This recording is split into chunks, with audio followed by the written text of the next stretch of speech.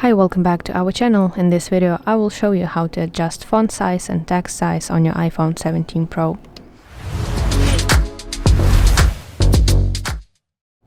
If the text on your iPhone 17 Pro looks too small or too large for you, you can easily adjust font size and text size for a more comfortable reading experience.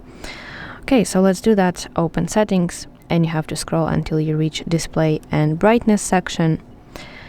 And this is where you can change your text and font size options.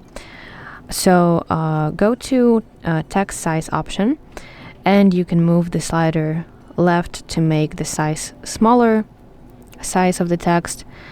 You can see it in the preview above the slider, or you can drag the slider right to make text larger. Yes, let's go back, and even for more visibility, you can toggle on bold text, so that your text was bold everywhere. As you can see across all over the system, it's now bold, but personally I don't like that, so I will switch that off. And additionally, for even bigger text, you can go back to Settings and go to Accessibility section, and then tap Display and Text Size, and go to Larger Text option and toggle on larger accessibility sizes. And also you can adjust the size of your text